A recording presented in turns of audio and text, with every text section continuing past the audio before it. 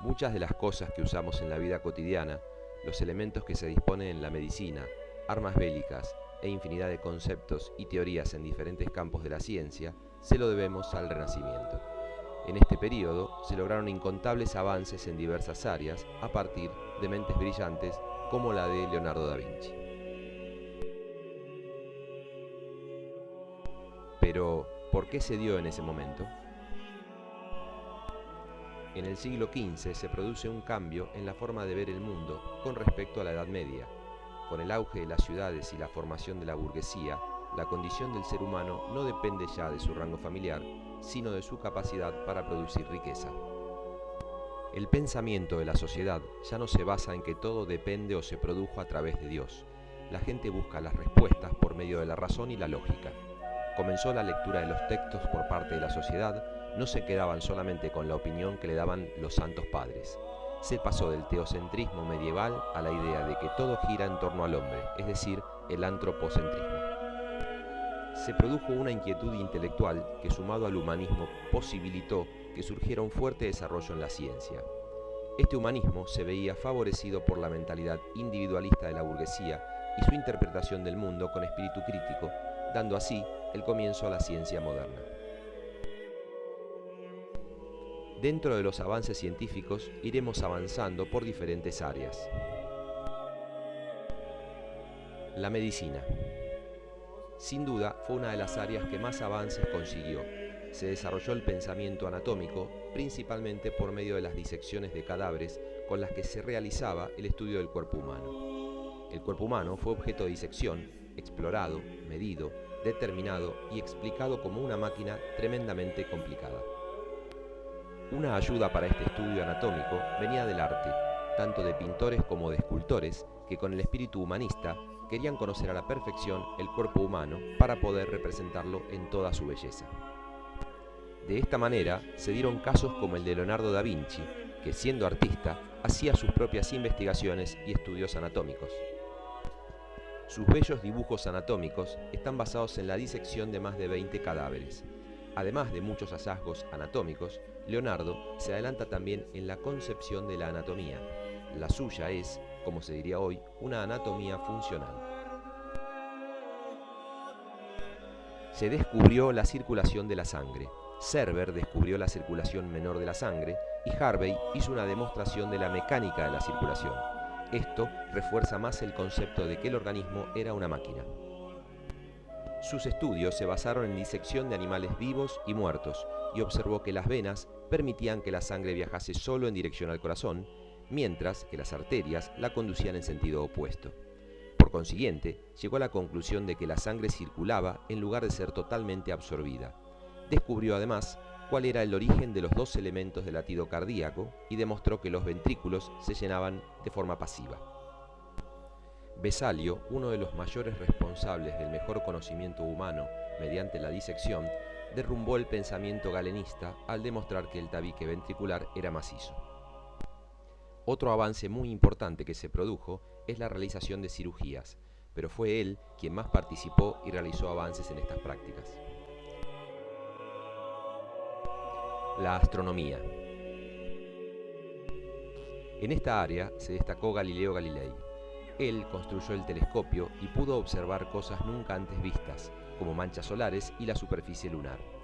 Estos descubrimientos produjeron el comienzo de la solidez del modelo heliocéntrico. El hombre se dio cuenta que era minúsculo ante la grandeza de un universo antes no conocido.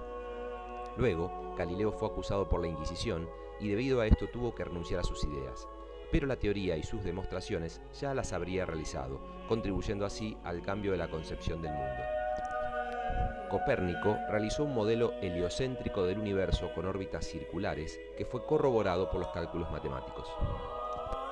Otro personaje importante en la astronomía fue el alemán Johannes Kepler, a quien le debemos el descubrimiento de que las órbitas de los planetas no son circulares, sino también elípticas. Realizó 3 leyes, las cuales permitieron comprender los complicados movimientos de los planetas que hasta ese entonces eran desconocidos.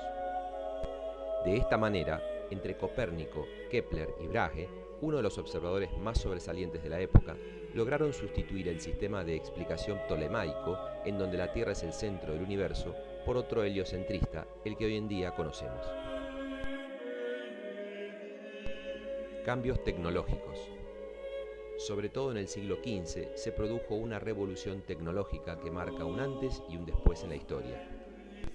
El invento de la brújula trae consigo la consecuencia de poder arriesgarse más allá del espacio conocido, dando la posibilidad de nuevos descubrimientos como el de América y colonizaciones. Gracias a ella se lograron cruzar los océanos. La pólvora generó una revolución militar.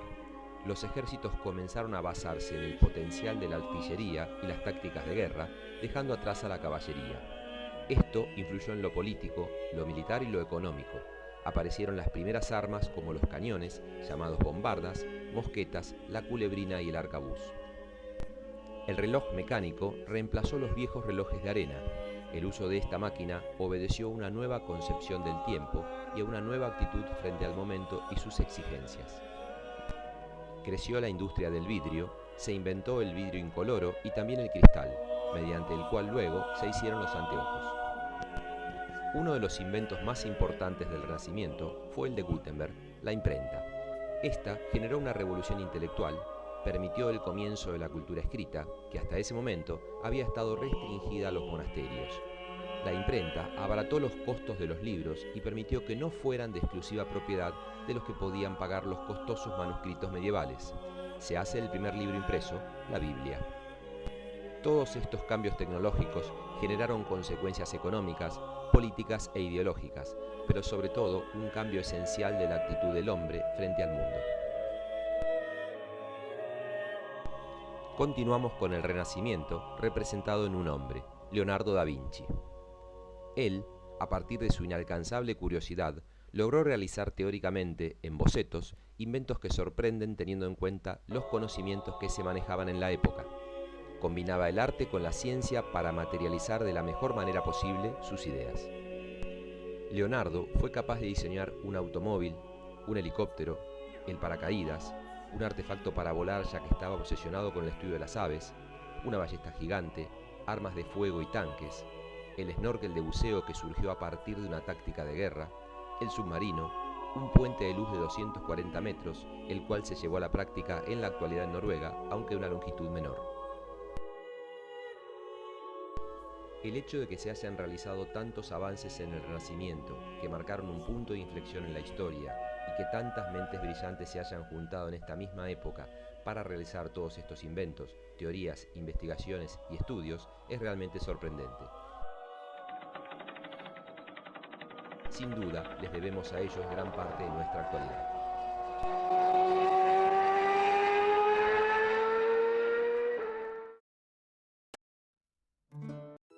La historia de la ciencia en el Renacimiento comienza con el redescubrimiento de textos científicos antiguos durante el Renacimiento y se acelera después de la caída de Constantinopla en 1453 y la invención de la imprenta que democratizaría al aprendizaje y permitiría una propagación más rápida de nuevas ideas y los descubrimientos geográficos ocurridos en esta era. Las ciencias naturales fundamentadas en la metafísica nominalista se diferenciaron de los estudios anteriores de raíz aristotélica en dos factores esenciales, la idea de la naturaleza y el método físico.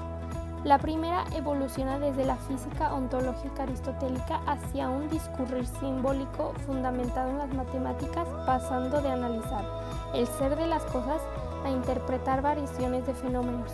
Por tanto, se renuncia a conocer las causas a cambio de medir los fenómenos sentando las bases de la ciencia positiva.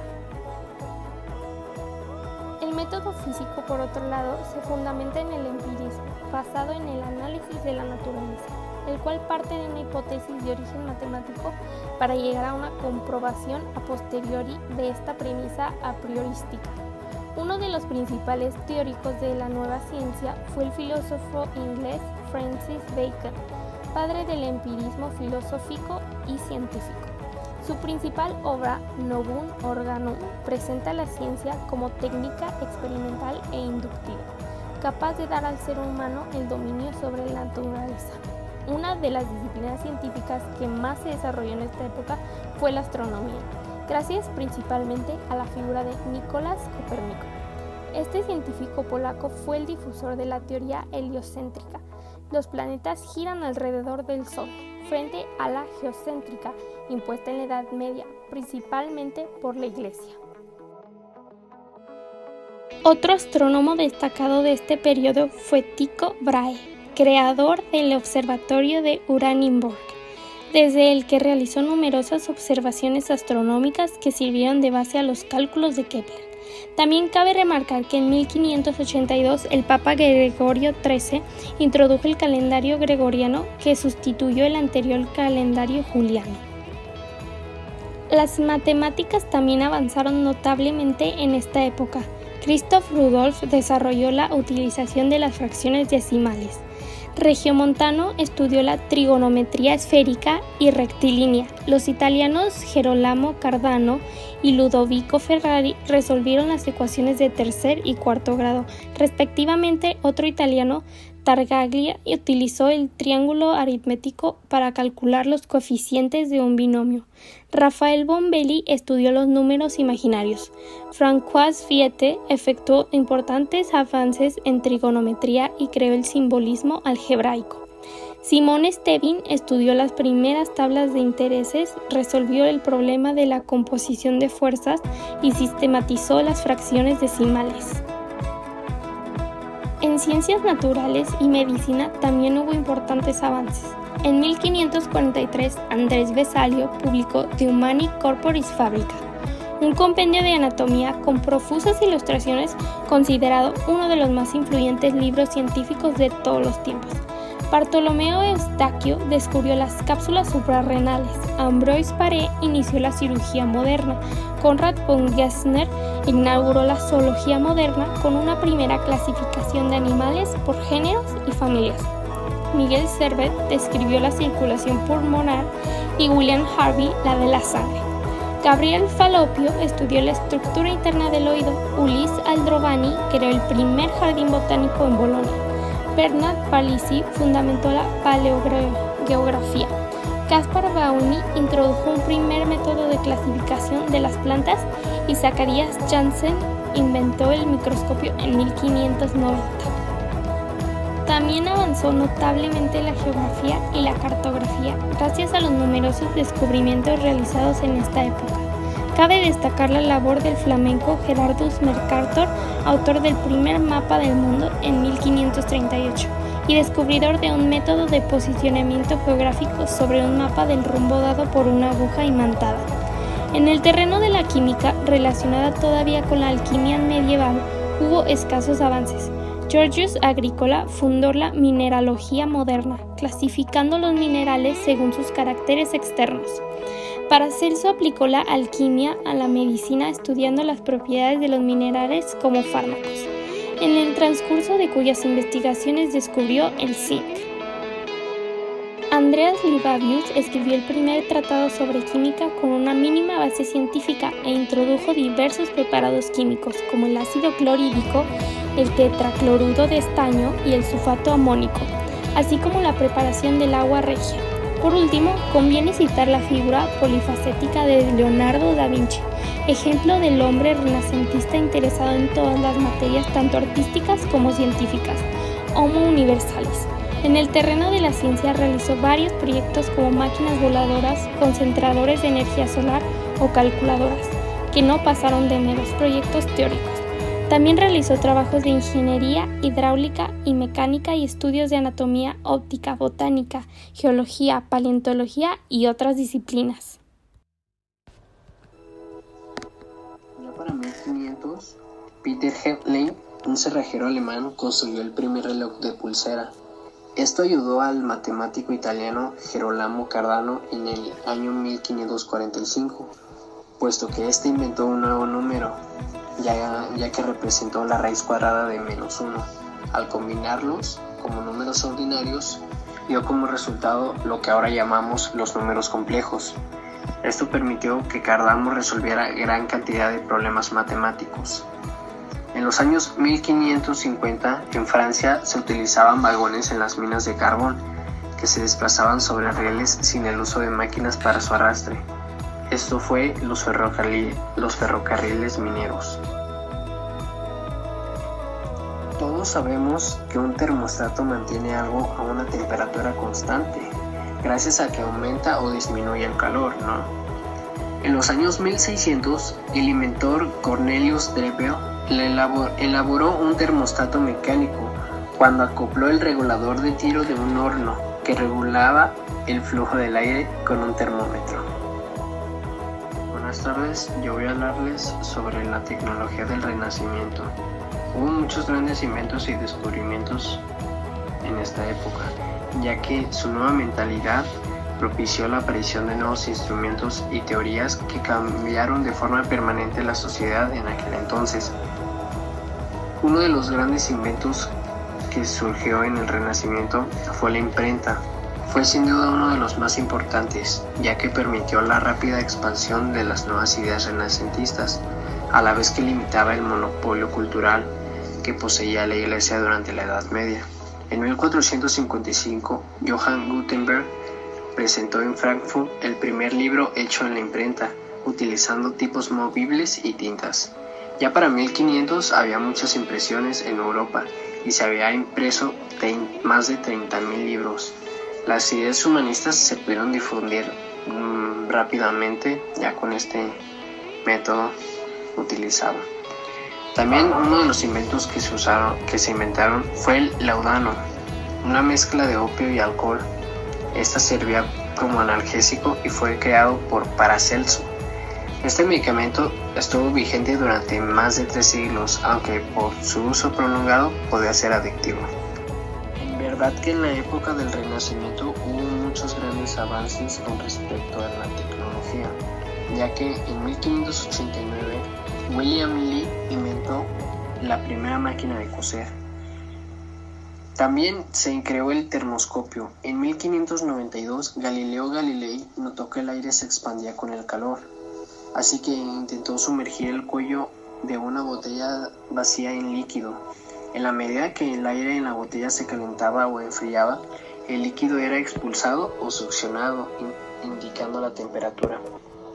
También hubo avances en la fuerza eólica, ya que se inventó el aserradero de viento.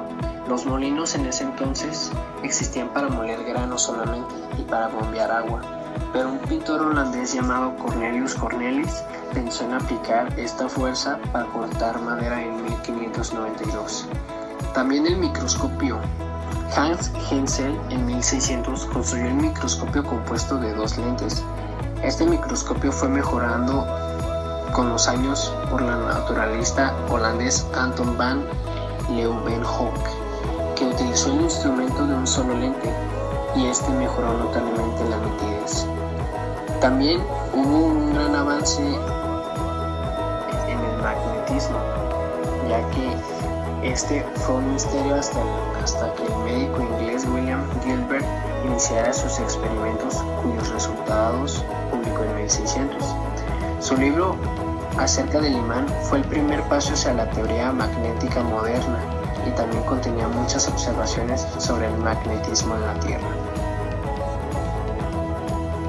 También uno de los grandes avances en la tecnología del Renacimiento fue el telescopio. Fue inventado por el holandés Hans Lippershey y también fue mejorado en 1609 por Galileo Galilei. Podemos hablar sobre muchos avances tecnológicos. También, por ejemplo, el barómetro. El físico llamado Evangelista Torricelli fue alumno de Galileo y este le sugirió el experimento. Torricelli llenó un tubo con mercurio y lo colocó en un plato.